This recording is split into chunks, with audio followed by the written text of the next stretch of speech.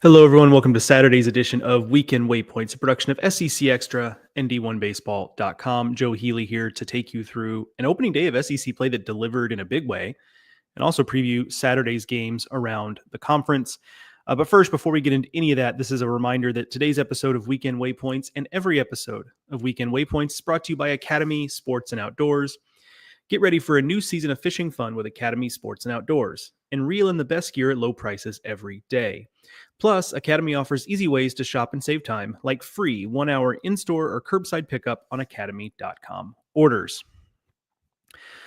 All right, like I said, a fun day of SEC baseball. I had a couple thoughts about it. One was that it was great. It was a lot of fun. The other thought was like, man, I forget every year how much, not just on opening day, but every Friday in the SEC, because the games start largely around within a couple of hours of each other, right?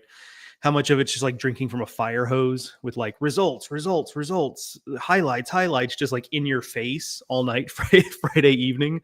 We get used to it, but like, man, it took a second for me to get my bearings again. Cause non-conference play, it's a lot of, even on Fridays, it's a decent number of afternoon games because it's chilly and you want to do it while the sun's up and there's tournaments. So your start times are kind of wonky and weird. But obviously league play changes all of that. A couple of other notes here, and if there was ever any doubt about whether or not this is live, and I'm not saying anybody really thinks that, but today will be the proof of it, because as I record this, there's a literal parade going on outside my window. My eyeballs are looking at it right now. St. Patrick's Day parade here where I'm at.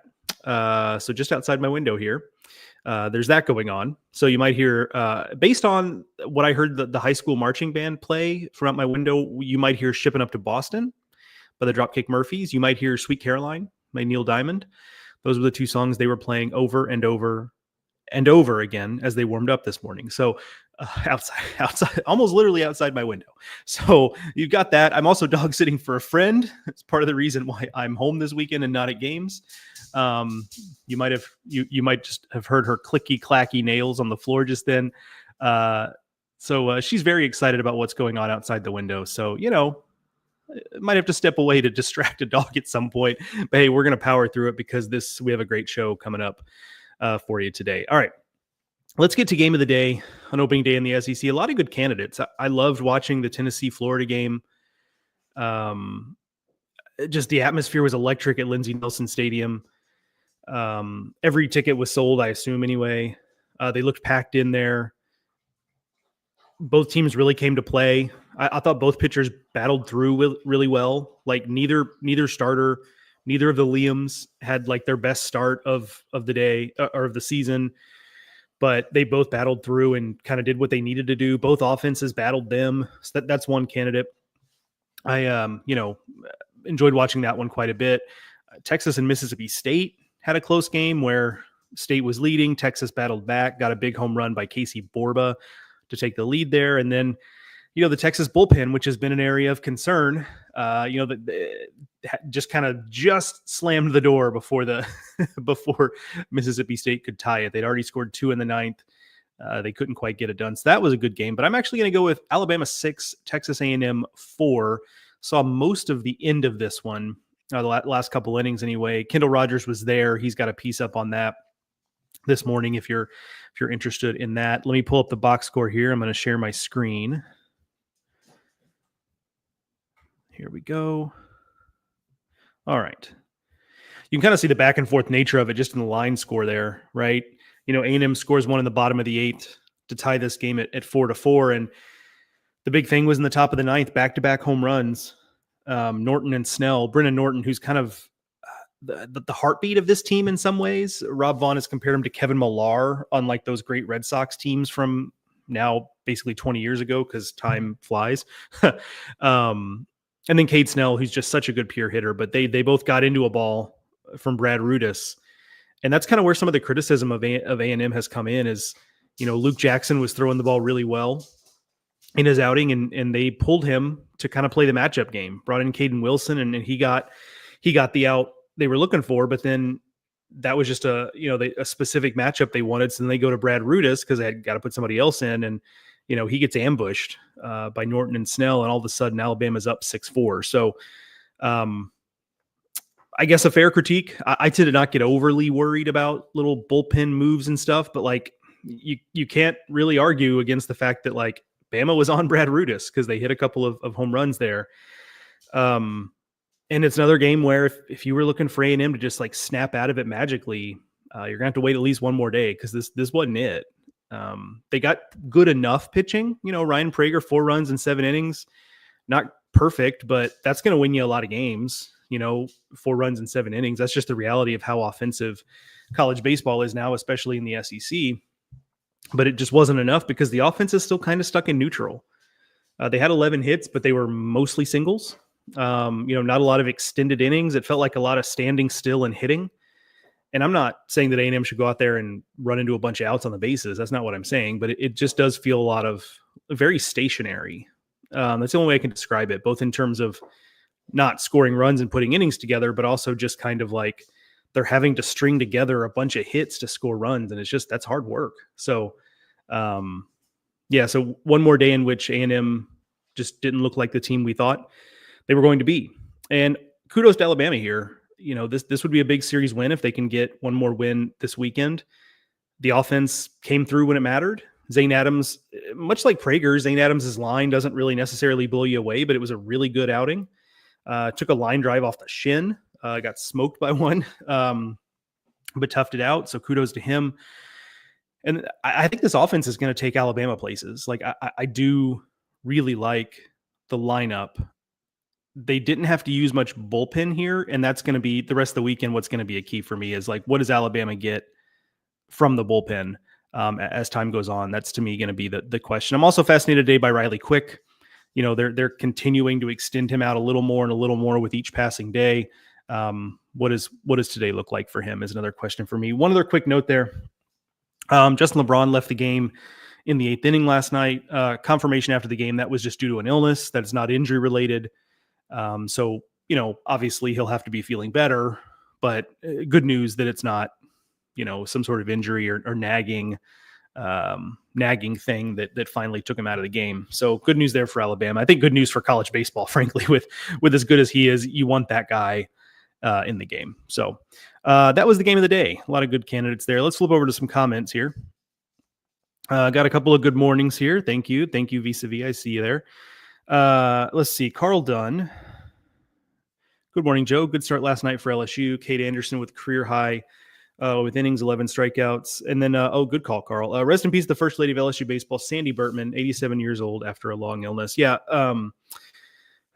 Condolences out there to the Burtman family, the LSU baseball family, for losing kind of the matriarch, as you mentioned, of LSU baseball at 87 years old. A heck of a run for her and Skip. I think they were married like 60 something years, something like that. I mean, that's just a heck of a run for a couple. And, someone who was from New York, she was from New York City, and to have like a whole different life in Baton Rouge, Louisiana, just, very different lives that she lived. And anyhow, so condolences to the LSU baseball family and the Burtman family specifically after that loss. But I'm with you also, Carl, on Kate Anderson. I've got him on my list of candidates for pitcher of the day because, again, like as we said a couple times, like it's not really about blowing somebody's doors off in SEC play, although you love when that happens. Like, Paul Skeens and Hagen Smith did that all the time last couple of years. But it's more about like, can you just fight through and give your team a chance to win? Like, you have to adjust your expectations for what pitchers do week to week when we get into conference play. And I thought he did really well, even against just Missouri, quote unquote. Like, I get it. You can look at it that way, but also I think there's something valuable in the fact that he gave up that early home run, that 2-run homer opposite way on a ball that was just smoked by Jackson Lovich. And look, even against Mizzou, like for a pitcher who doesn't have a ton of like SEC weekend experience, to just say, all right, moving on, and then just put his head back down and go back to work. Like that's pretty impressive, because for a lot of guys that might have snowballed a little bit and this ends up being a shorter outing. I think LSU wins the game either way, but there's a scenario where this outing ends pretty short because Anderson just wasn't able to like shake that early 2-run homer. So I think he deserves a lot of credit for that. Let's see. Says Alabama's game was fun. Yeah, totally agree. Like it was a lot of fun. Good back and forth game even before the ninth inning. Josh Willie, Hogs played their worst game of the year yesterday, particularly defensively. If normal defense, we are in that game. Have to think that will be a one-off. I kind of think so too. Like I forget what inning it was, Josh, but I remember the inning where there was like back-to-back plays where Iredale makes a great play on a dive, gets it over to first, but Pepe can't dig it out. And it was a tough dig. Like I get it. But that's a play you want back. And then on the very next play, Iredale crashes in on a chopper and can't get the ball out of his glove. And it was just like, it was kind of at that moment where I, at least for me, and maybe for you too, Josh, where I was like, this just doesn't feel like Arkansas's day. I'm kind of more interested in, Zach Root really got hit around the yard. And again, like we're saying, didn't get help from his defense. And maybe that's a bigger part of it than I'm letting on, but that was a tough outing. It also could be that Ole Miss's offense is better than we're giving it credit for. I think that's totally reasonable. I think that's possible. I liked what I saw. But it takes on a little more importance for Root when you consider that, okay, you're already down Gage Wood. Gabe Gackle has been, outside of the Charlotte outing, has been fine, but not the guy we were looking for him to be. His ERA is over 6. That is mostly due to the Charlotte outing, but then you also, like, you can't just dismiss the Charlotte outing. Like, it was 3 innings, 10 hits, 9 runs. I think we do have to look at that and like kind of be like, that like that's the type of outing that makes you worry a little bit. So the depth is really good for Arkansas's pitching staff, but I don't think they want to have to worry about tapping into some of that depth this early in the season. So that'll be something. Root's outing next weekend, I think, will be important. I'm also fascinated to see what Gackle does in his start. Can he take another step forward and really put together an impressive outing? I've got my eyes on that. This is a good question. Aaron Pollocky. Why does the ESPN app say the Bama A&M box score final went to 10 innings? Well, I can't speak to ESPN's, but I think it also shows on our scoreboard 10 innings. And the reason why is I think, so that's left over from last night. The game tracker apps, when you on our scoreboard, you click box score and it gives you the game tracker or whatever. For some reason, at the end of that game, whoever was keeping score of it rolled the inning over instead of finalizing the game. So it created a 10th inning. And so our system just automatically scrapes that data. And so it showed up as 10 innings. But if you look at the box score now, it just says 9 innings. So I'm guessing ESPN's app is similar, where it just scraped the data off of that box score that had the inning rolled over. I think that's all it is. Nicholas Doherty, morning, Joe. Thoughts on the interference play, the slide at second in Florida, Tennessee that changed the game? I thought it was a good call. He's referring to, I forget what inning it was, but Florida had already scored 2 in the inning. It was 4-3 at the time. And this play would have scored a run. It's a chopper up the middle. Tennessee has a chance to turn 2, but probably wasn't going to because it was hit fairly slowly. It would have been a run scoring play to make it 4-4, but Luke Heyman is running into second and it's just a mistake. He slides, but he tries to slide directly into, I can't remember if it was Curley or Keelan up the middle, but when you look at the slide, his whole body is on the third base side of the bag. And we know, even if that's just an honest, hey, that's just where my body ended up, which I don't think that's the case. But even if that was the case, you just got to know, man, they're looking, umpires are looking for that now. That hardly ever let that go these days. That gets called a lot. And so if you're a runner going into second base, you just have to assume I can't do anything to change this play. The takeout slide is not a thing. The distraction slide is not a thing. You got to slide directly into the bag or you got to get out of the way. And it cost the team a run. And maybe Tennessee wins that game anyway because they do end up scoring a 5th run later, but it definitely did change the game. I agree with you there. But I thought it was a good call. You just have to be more careful than that. And you have to have the situational awareness to know, hey, this is probably scoring a run. And I know that's hard. It's easy for me to sit here and say that, because I'm not out there. But you just have to have the situational awareness of I cannot cause a situation where we don't score this run. So just a kind of a tough break there combined with a mistake. Carl Dunn mentions 63 years of marriage. Yeah, for the Burtmans. Impressive stuff, man. Lincoln Ranger, lots of pitchers used in the UGA UK game, 12 total, 6 on each side. Who has the deeper staff to survive the weekend? You had UGA has some mashers, and in that small stadium, it really helps the Dogs. I agree. They play to their stadium well. So kudos to them, because I think that's a skill too. Georgia has the deeper pitching staff. I don't think it's close, but some of the guys that make that pitching staff deep on paper have not pitched well so far. So I think that's something to look for.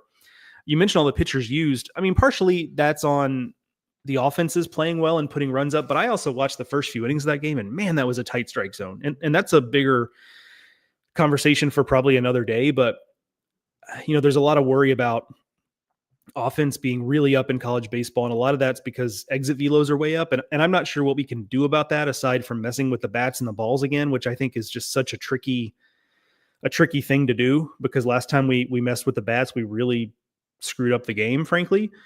And I prefer this version of college baseball to that version after the bats changed. But I do think one thing you can do, it doesn't fix the exit velos necessarily, but one thing you can do is just call a bigger zone. Like, these umpires are actually doing a pretty good job, especially in a league like the SEC. They're calling a TrackMan zone. But the TrackMan zone is smaller than what they used to call a college zone was 10 years ago, where you'd get some room off the edges. You might get some room low in the zone. The high strike, actually probably gets called more than it ever has because of TrackMan, but you used to get a lot of low strikes. You used to get a lot of corners. And that stuff just isn't getting called anymore.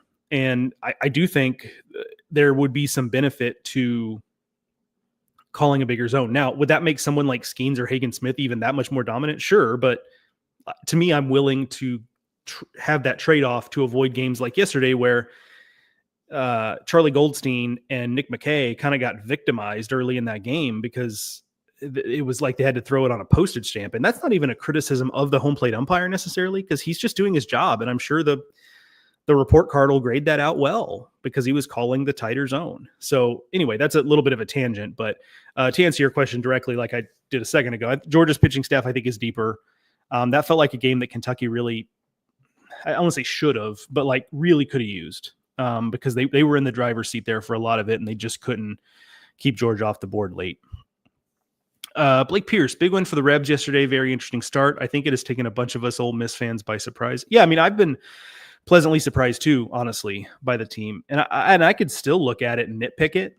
I won't do that here because I don't want it to come off as like me not giving them credit for the win against Arkansas, because they took advantage. Like Arkansas made some defensive miscues, which helped extend innings. Yes, early in the game, Ole Miss did get the benefit of like some bloops and bleeders that kind of found holes, but that's baseball. For the most part, though, they just did a really good job of playing team offense. So yeah, I think it is a really big win. Winning this series against a team as good as Arkansas would be huge. And I think crucially, it's like, what do you get from the rotation the next 2 days? Because obviously Hunter Elliott's one thing. What do you get from Maddox and Nichols the next 2 days? I think is really important. Gary Taft throws out a go Gators. Yeah, big one again today to try to get back in that series. Matthew Boyd says, are the Ole Miss bats going to sustain through SEC play? I think their pitching will be fine. Love to see the Rebs playing ball again. Yeah, I mean, the SEC is fun when Ole Miss plays well because it's such a good environment. It's fun to have big games happening at Swayze. I think they will sustain to a degree. Do I think this is an elite offense along with Tennessee and LSU and whatever else? Like, no, but I do think it's better than last season. And I think part of that is they have some centerpieces in the lineup, I think, that are better than what they've had. I think the influx of veteran transfers, I think, has been huge. A couple of guys who have played at good programs, Mormon and Humphrey, et cetera. Mitchell Sanford's off to a pretty good start. So I think that's helpful. I think that's a big part of it. So I think they'll sustain it. It's just a matter of kind of setting your expectation for what that means. But certainly better than last year, at least the eye test so far. Morning, Joe. Anderson looked good overall. I think I'm with you there. Cowan and that changeup are the real deal. Yeah, offense did its job. Milam and Hernandez with the home run. Brown drove in 4 as well. Yeah, a lot of good stuff there for LSU. I agree on Anderson. Cowan, yeah, I think Cowan's got a role to play on this team. It's not the biggest stuff. Like, he's not lighting up the radar gun, but you're right. The changeup plays. And I think in this SEC, I do think there's so much velocity. I do think there is some benefit to having a guy like him that doesn't light up the radar gun, pitches off of his off-speed stuff. Like, that's just a different look. So like, I think that's, I think that's totally valid and a good point there. Milam and Hernandez home runs. Hernandez got the home run to get it started and get LSU back even. I think that was a big swing of the bat to kind of steady the ship and allow everybody to breathe a little bit and say, okay, we're, we're fine. We just need to play through this. Moonshine says D1 baseball ranking sucks. It's all Kendall Rogers' fault. Look, man, if you want to blame Kendall, then you go right ahead. No, love Kendall, but sure, yeah. If he hates your team, so why wouldn't this also be his fault? Let's see. Liz says Keelan, who he slid into, probably trying to avoid Curly. Yeah, like there was a little bit when those two guys came up the middle, there was a little bit of, which is part of the reason why they were never going to turn two, is those guys had to kind of dance around each other to figure out what was going to happen there. Okay. Yeah, Todd, I thought it was interference on the runner as well, slid too far towards third base. Agree. Like that's just going to get called 10 out of 10 times, Todd. Like I'm with you there. Hey, Ron, we're talking about the rolling over the inning. I'm kind of with you. Like, yeah. Jordan Shields says bad day to be a Gator. Maybe so. We'll see. Marcus Phillips versus Aiden King should be an interesting matchup there. Let's talk about the strike zone with Prager versus Adams. Yeah, I think strike zone generally, like, we can have that conversation, but yeah, I guess it was quite a bit bigger. But I do think the bigger conversation is a valid one, but it's easy for me to say because it's my my opinion, right? Todd Harris, yes, the strike zone was so tight in UK UGA. It took 42 minutes to play the first inning. Yeah, not enjoyable to watch and really rough on the pitchers. Pitchers had no chance to get guys out. Agreed, Todd. Like, that's the thing. Like, it took too long. It's not fun to watch. The pitchers are getting victimized, and the hitters really aren't even doing anything. Like, there were some hits, sure. Like Cole Hage in the first inning, 3-run home run for Kentucky, great.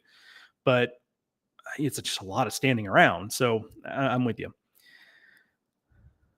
Liz, she says, I'm hoping I can catch some games today. I've been stuck in airports since 6 p.m. yesterday. I am sorry to hear that.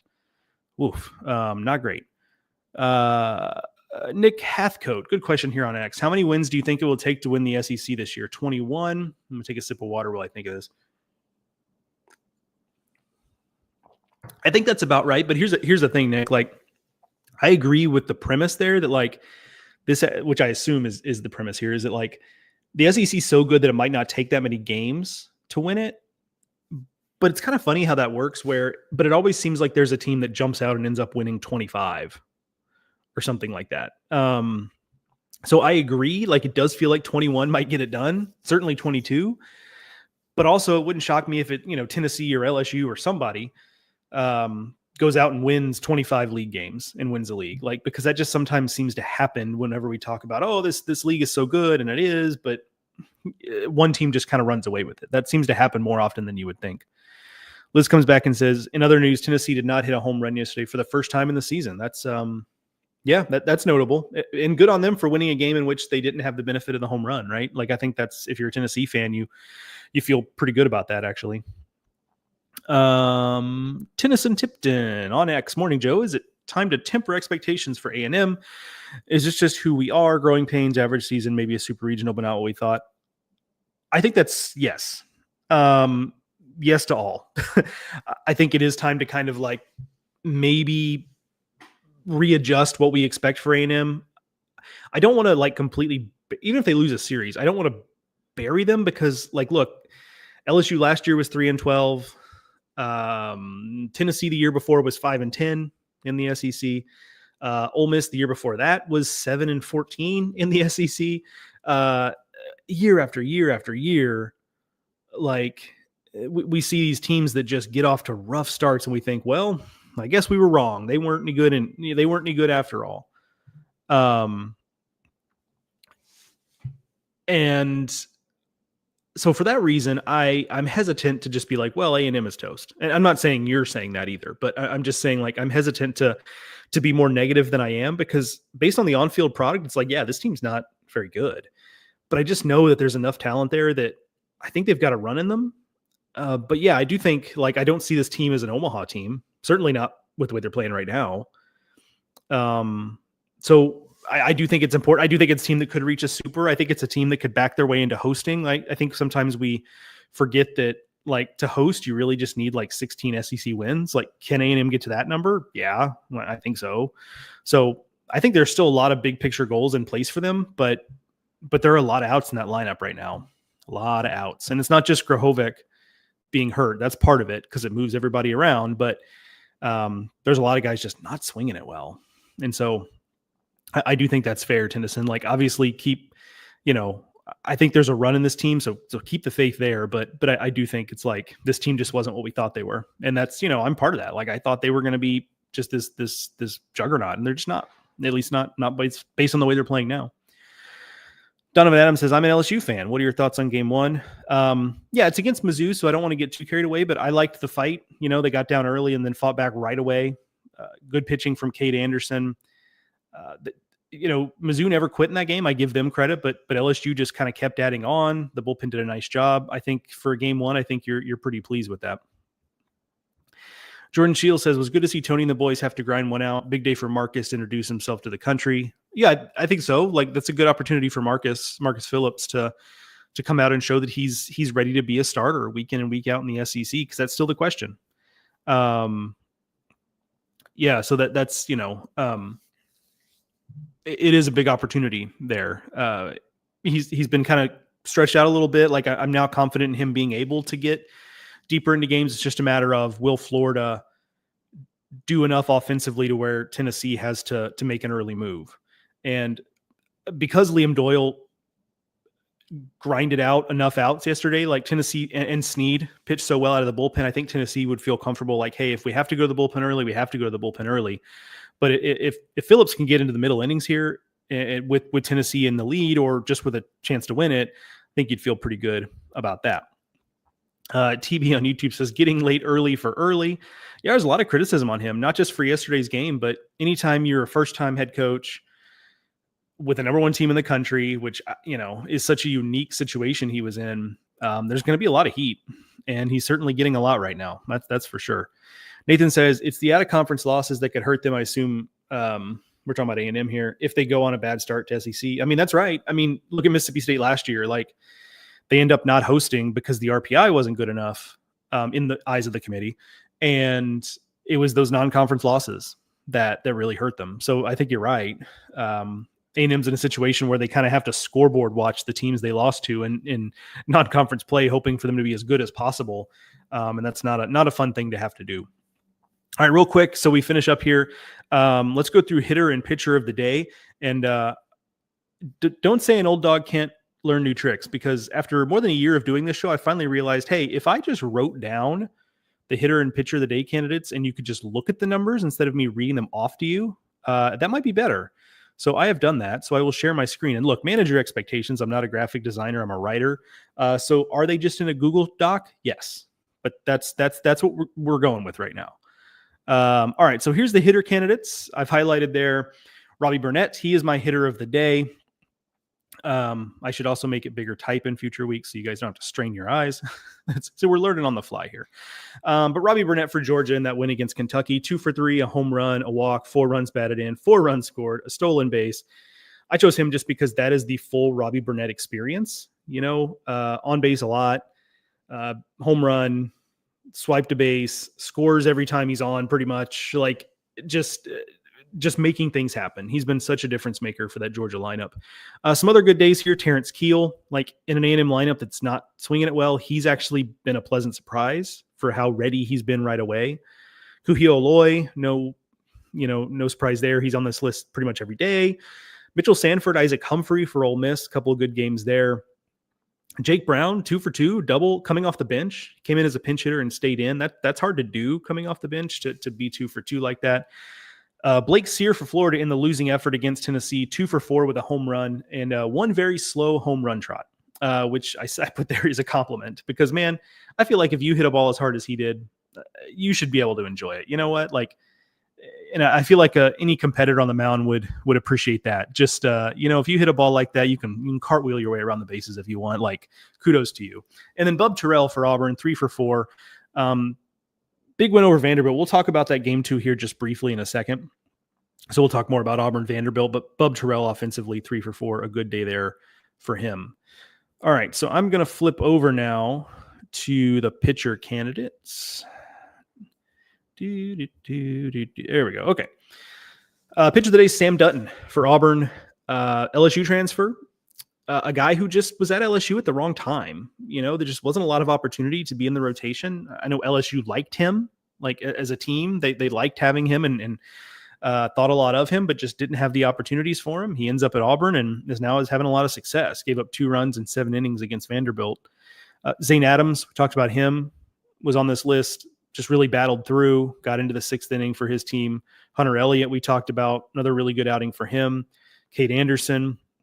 And then a couple of relief pitcher outings. Nate Snead, I talked about him settling that game down. He was on the mound when that double play interference thing happened. Like, he was the guy that induced that. And then he, finished off that game. Such a cheat code for Tennessee to have him in the bullpen. I know at some points they've toyed with making him a starter, but he's just so valuable in that role. It's hard to, I don't want to say hard to justify, but like, it's tempting to just leave him where he's at because he's just so good at that. And then Jason Bowden for Oklahoma. They won that game. Oklahoma did 8-5 over South Carolina.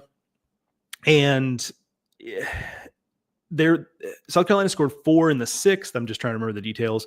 They'd scored 4 already. Jason Bowden comes in, gets out of that jam, and then throws 2 more scoreless innings. He really kind of settled that game down at a time when Oklahoma needed it, because it felt like South Carolina was making something, making a move. But it's big in the big picture too, because that's a guy that Oklahoma is going to need. It's a guy they expected to be a big piece of things, and he got off to a slow start. I think his ERA coming into today was over 8, over 9, something like that. So this is a big outing for him to kind of get back on track. So he's the pit, or in this list of pitchers of the day. The pitcher of the day was Sam Dutton of Auburn. I wanted to talk about Auburn Vanderbilt. Game 2 is today. That's my game of the day for Saturday. Because a couple things there. The pitching matchup is McIlvain and Fisher. That's a couple guys who have not been getting deep into games. McIlvain was kind of used in a piggyback situation last weekend. Is that what Vanderbilt continues to try to do? We shall see. But obviously you were hoping it would be more than that for McIlvain with his stuff. You were hoping for a bigger step forward. And then Fisher, missed a start. And then in his 3 starts, he's thrown 7 total innings. So I'm looking for, what are their expectations for him? Not only this weekend, but just in general. The way he's being used just makes me wonder, like, what is he dealing with physically? Is there something going on there that's, we don't have any sort of like specific information about that, but it is something to monitor. But the reality of the situation is that it's going to be a bullpen game regardless. Neither of these guys have been getting deep into games. So I would expect both teams to have to just use a bunch of guys. That's an early start, 12 Eastern, 11 Central. So here in a little less than an hour and a half, those two will go at it. The other thing here is that shout out to Aria Gerson, who covers Vanderbilt for the Tennessean. She had a stat on X about, in last night's game, Vanderbilt struck out 11 times and had 11 ground ball outs. So 22 of their 27 outs were strikeouts or on the ground. And it's just not going to do it. Like, obviously you can't just throw a blanket over it and say, you got to hit the ball in the air. You got to hit the ball in the air. But you got to hit it more in the air than they have been. Like, obviously you want to put together good at-bats. You want to square the ball up no matter where you hit it. But you can't have 22 combined strikeouts and groundouts and expect to win a whole lot of games in the SEC. So that's going to have to change. And so that's something to kind of a bigger picture thing to watch moving forward. If you want more information, Aria kind of crunched some numbers on the ground ball rates and things like that. She's got a bunch of posts up on X you can go read that has a little more involved data there. So looking forward to seeing the rest of the series to see how that continues to pan out. A couple of other things. Mississippi State and Texas postponed today, doubleheader tomorrow. So there's that. Ole Miss and Arkansas have moved their game time, trying to avoid weather there. And that's kind of my bigger note. Just be ready to check your team's X account and be flexible, because it just seems like there's enough weather going around the Southeast right now that things might have to adjust. South Carolina, Oklahoma tomorrow, the forecast is not great for Columbia, so they maybe have to move that game back. So Just going to be one of those weekends over the next couple of days. All right, folks, that's going to do it for this edition of Weekend Waypoints, production of SEC Extra and D1Baseball.com, presented by Academy Sports and Outdoors. Enjoy the baseball today, everyone, and I will be back again tomorrow morning, Sunday's edition of Weekend Waypoints, to recap it all. Have a good one.